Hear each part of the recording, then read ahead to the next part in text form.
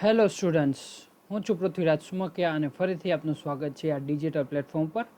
તો આજે આપણે વાત કરવાના છીએ કે elements of business mathematics subject વિશે. આપણે લાસ્ટ લેક્ચરમાં એરિથમેટિક પ્રોગ્રેશન ચેપ્ટર સ્ટાર્ટ કરી દીધું હતું. હવે આજે આપણે એ ચેપ્ટરના સમ્સની શરૂઆત કરીશું. બરાબર, લાસ્ટ 2-3 લેક્ચરથી આપણે થિયરી બધી જ છે બરાબર, જે રિક્વાયરમેન્ટ હતી સમ માટેની, બરાબર, એક્ઝામ્પલ માટેની, એ બધી જ આપણે રિક્વાયરમેન્ટ પૂરી કરી દીધી છે. હવે આપણે જે ફોર્મ્યુલા છે એના ઉપરથી સમ ગણીશું. બરાબર, તો arithmetic and geometric progression unit number 2 છે. બરાબર, એમાં આપણે સૌથી પહેલાં તો ફોર્મ્યુલા જોઈએ. કેટલીક ફોર્મ્યુલા આપણે જોઈએ. બરાબર, એકવાર રિવિઝન કરીએ. તો ફર્સ્ટ ફોર્મ્યુલા હતી Tn is equal two a plus n-1 into D. એટલે આ જે ફોર્મ્યુલા છે એ એન ટર્મ ફાઇન્ડ કરવાની ફોર્મ્યુલા છે. બરાબર, તમને એ આપેલો હશે એટલે એ મીન્સ કે ફર્સ્ટ ટર્મ, ડી આપેલો હશે. બરાબર, ડિફરન્સ તમારે ફાઇન્ડ કરવાનો હશે. બરાબર, હવે પછી તમને કીધું હોય છે કે એનમી ટર્મ ફાઇન્ડ કરો, એટલે કે એન બરાબર તમને આપેલું હશે 10, તો કે 10મી ટર્મ ફાઇન્ડ કરો.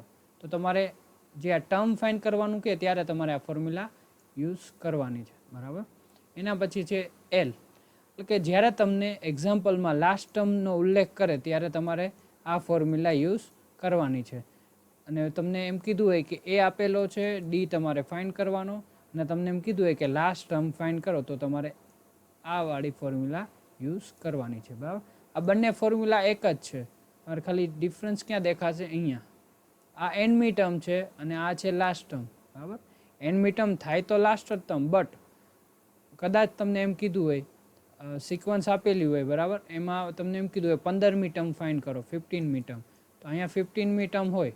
બરાબર, એના પછી 16મી હોય, 17મી હોય. બરાબર, તો આ મે બી એવો ચાન્સ ખરા કે આ સિક્વન્સમાં 17 ટર્મ હોય.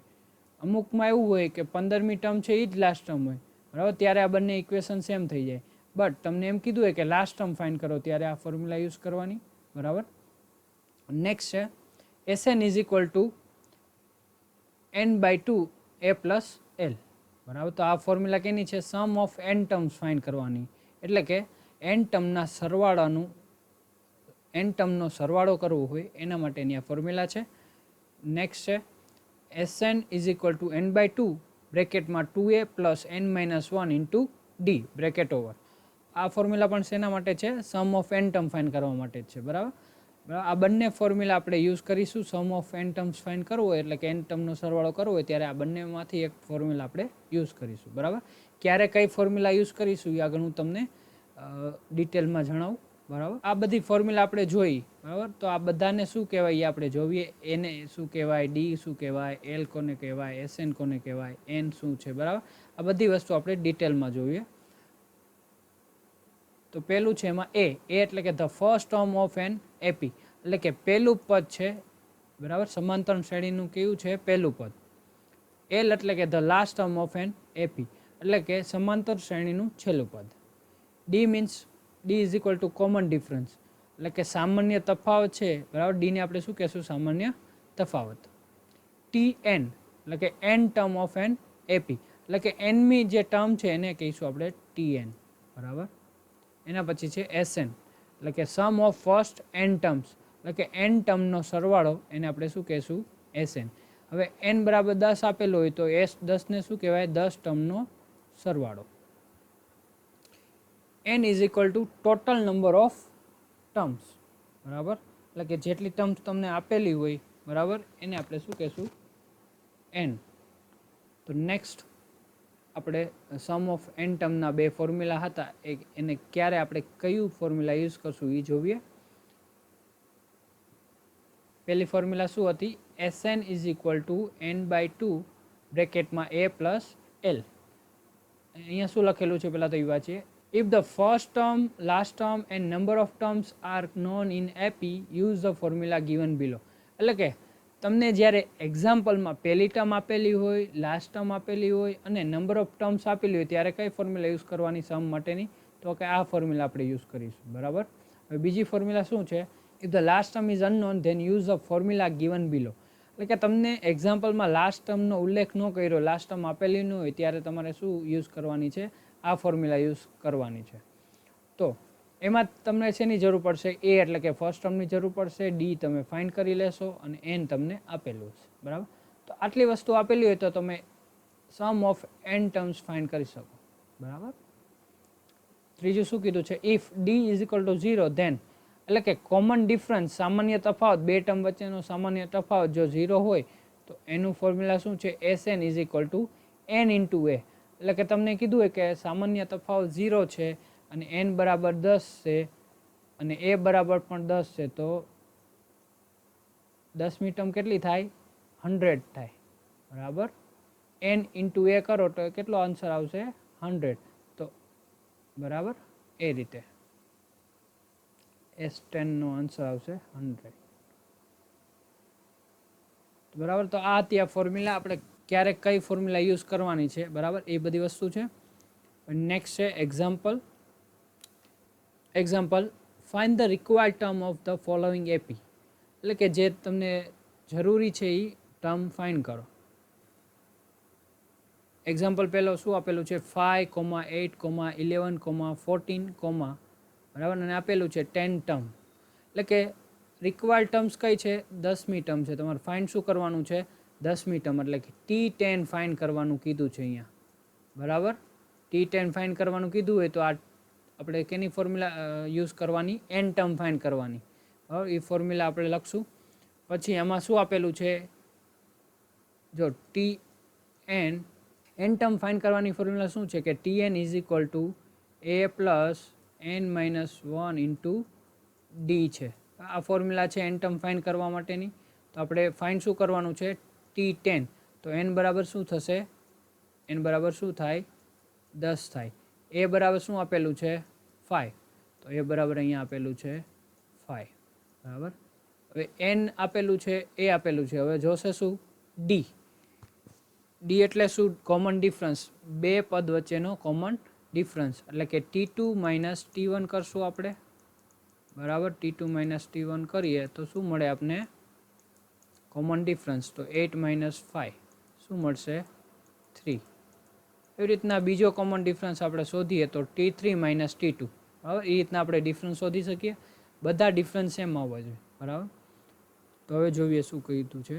Here a is equal two 5, we want to 10 term, બરાબર. અહીંયા આપણે કીધું એમ કે એ બરાબર શું થાય? 5. પહેલું પદ એ બરાબર શું છે? પહેલું પદ, એટલે કે એ બરાબર અહીંયા 5 આપેલું છે. વી વોન્ટ 10 ટર્મ, એટલે કે આપણે કેટલામું ટર્મ જોઈ છે? 10મું ટર્મ આપણે ફાઇન્ડ કરવું છે. એટલે કે સો n ઇઝ ઇક્વલ ટુ 10, એટલે n બરાબર શું થશે? અહીંયા 10 થશે. d is equal two T2 minus T1, બરાબર. અહીંયા આપણે કર્યું એમ જ કે ડી ફાઇન્ડ કરવું હોય તો શું કરવાનું? T2 minus T1. 8 માઇનસ 5 એટલે આન્સર આવશે 3, બરાબર. કોમન ડિફરન્સ, સામાન્ય તફાવત ફાઇન્ડ કરવો હોય તો બીજા ટર્મમાંથી પહેલી ટર્મ બાદ કરો એટલે તમને સામાન્ય તફાવત મળે. એટલે જ અહીંયા કીધું છે 8 માઇનસ 5 એટલે આન્સર આવશે 3. હવે બીજો ડિફરન્સ ફાઇન્ડ કરીએ, T3 માઇનસ T2. તો ડી બરાબર T3 માઇનસ T2 કરીએ તો 11 માઇનસ 8 કરીએ તો પણ આન્સર શું આવે? 3. એટલે ફાઇનલ આપણો ડી શું થયો? 3 થયો, બરાબર. બધા જ ડિફરન્સ સેમ આવે તો જ આપણે આ ફોર્મ્યુલા યુઝ કરી શકીએ. તો હવે એન ટર્મ ફાઇન્ડ કરવાની ફોર્મ્યુલા લખી છે અહીંયા. Tn is equal two a plus n minus 1 into D, એટલે કે Tn is equal two a plus n minus 1 into D, બરાબર. નેક્સ્ટ છે, હવે આપણે આ બધાની વેલ્યુ આપણે જો આપેલી છે એ આપણે ખબર છે, એ બરાબર શું છે? 5, n ખબર છે 10 અને ડી કેટલો છે? 3. તો બધી વેલ્યુ આપણે આ ફોર્મ્યુલામાં પુટઅપ કરી શકીએ, બરાબર. તો મૂકીએ. n બરાબર 10 છે, જો n બરાબર 10 છે એટલે 10 મૂક્યું છે. એ બરાબર 5 છે તો 5 મૂક્યું છે. n બરાબર 10 છે તો 10 મૂક્યું છે. અને ડી બરાબર 3 છે તો 3 મૂક્યું છે. હવે શું થાય? 10 માઇનસ 1 એટલે કે 10 માઇનસ 1 શું આન્સર આવશે? 9. 9 ઇન્ટુ 3 27, બરાબર. 27. જો અહીંયા T10 5 તો એઝ ઇટ ઇઝ રહેશે. 10 માઇનસ 1 એટલે 9. 9 ઇન્ટુ 3 કેટલું આવશે? 27. 27 પ્લસ 5 કેટલું આવે? 32. એટલે કે 27 પ્લસ 5 કરીએ તો 32 આવશે. એટલે જે આપણે T10 હતું ફાઇન્ડ કરવાનું કીધું હતું કેટલું મળ્યું? 32, બરાબર. તો આ રીતે આપણે આ એન ટર્મ ફાઇન્ડ કરવાની ફોર્મ્યુલા યુઝ કરીશું. હવે તો સૌથી પહેલાં તો તમને ખબર હોવી જોઈએ કે ફોર્મ્યુલા શું છે. તો આપણે ફોર્મ્યુલા લખેલી જ છે અહીંયા. Tn is equal two a plus n minus 1 into D. આ ફોર્મ્યુલાનો યુઝ કરવાનો છે. તમને આ ફોર્મ્યુલા બધી વસ્તુ ખબર હોવી જોઈએ કે એને શું કહેવાય, એન શું કહેવાય, ડી શું કહેવાય, બરાબર. આટલી વસ્તુ ખબર હોય તો તમને કોઈ પણ પદ ફાઇન્ડ કરી શકો, બરાબર. હવે નેક્સ્ટ એક્ઝામ્પલ છે એક્ઝામ્પલ સેકન્ડ એક્ઝામ્પલ આપણે ગણીએ. હવે સેકન્ડ એક્ઝામ્પલ આપેલો છે 130, 123, 116 ને આપણે કીધું છે કે 30મી ટર્મ ફાઇન્ડ કરો. હવે 30મું પદ આપણે ફાઇન્ડ કરવાનું છે. હવે જેટલામું પદ તમને ફાઇન્ડ કરવાનું કીધું એ બરાબર એને આપણે n બરાબર લખી નાખવાનું. તો કે n બરાબર કેટલા થશે, અહીંયા 30 થશે, બરાબર. તો હવે સિક્વન્સ જો સિક્વન્સમાં બરાબર એ બરાબર શું આપેલું છે, પહેલું પદ શું કહેવાય, એ બરાબર 130 આપેલું છે, બરાબર. હવે આપણે કોમન ડિફરન્સ ફાઇન્ડ કરવાનો ડી. ડી કઈ રીતના ફાઇન્ડ થાય, T2 માઇનસ T1, બરાબર. તો આ રીતના આપણે n, a અને d મળી જાય તો આપણે Tn બરાબર a પ્લસ n-1 છે, n-1 ઇન્ટુ ડી છે એ આપણે ફોર્મ્યુલા યુઝ કરી શકીએ, બરાબર. એટલે આમાં રિક્વાયર્ડ કેટલી વસ્તુ છે, એ જોઈએ, n જોઈએ અને ડી જોઈએ. તો ત્રણેય વસ્તુ અહીંયા આપણે મળી ગઈ છે. તો આપણે 30મી ટર્મ આપણે ફાઇન્ડ કરી શકશું. તો અહીંયા આપેલું છે here a is equal two 130, બરાબર. તો એ બરાબર 130 આપેલું છે. વી વોન્ટ 30 ટર્મ, એટલે કે આપણે 30મી ટર્મ જોઈ છે. સો n ઇઝ ઇક્વલ ટુ 30, એટલે કે n બરાબર કેટલા થાય, 30 થાય. હવે આપણે કેટલામી ટર્મ જોઈ છે, 30મી ટર્મ, એટલા માટે n બરાબર 30. નેક્સ્ટ છે d is equal two T2 minus T1, એટલે કે ડિફરન્સ ફાઇન્ડ કરવા માટે T2 માઇનસ T1 કરવું પડે. T2 છે 123, T1 છે 130. તો 123 માઇનસ 130 કરશો તો તમને શું મળશે, -7. હવે બીજો ડિફરન્સ ફાઇન્ડ કરીએ. d is equal two T3 minus T2, એટલે કે 116 માઇનસ 123. તો 116 માઇનસ 123 કરશો તો પણ આન્સર શું આવશે, -7. બધા ડિફરન્સ સેમ આવે એટલે d બરાબર આપણે શું કહેવાય, t બરાબર -7. જો સામાન્ય તફાવત સરખો ન હોય તો એને આપણે એરિથમેટિક પ્રોગ્રેશન નહીં કહી શકીએ. એટલા માટે એરિથમેટિક પ્રોગ્રેશન ન હોય તો આ ફોર્મ્યુલા આપણે યુઝ કરી શકીએ નહીં. હવે n ટર્મ ફાઇન્ડ કરવાની આ ફોર્મ્યુલા છે, n ટર્મ ફાઇન્ડ કરવાનું આ સૂત્ર છે, બરાબર. કેના માટે, તો કે એરિથમેટિક પ્રોગ્રેશન માટે, બરાબર. તો હવે આપણે નેક્સ્ટ જોઈએ. ફોર્મ્યુલા આપેલી છે Tn is equal two a plus n-1 into D. તો એ ફાઇન્ડ કરવાનો છે તો એ આપ મળી ગયો છે. n છે n બરાબર શું છે, 30, અને ડી મળી ગયો છે -7. તો બધી વેલ્યુ છે આપણે આ ફોર્મ્યુલામાં મૂકી દઈએ. જુઓ n બરાબર શું મૂક્યું, 30, a બરાબર શું છે 130, n બરાબર 30 અને ડી બરાબર -7.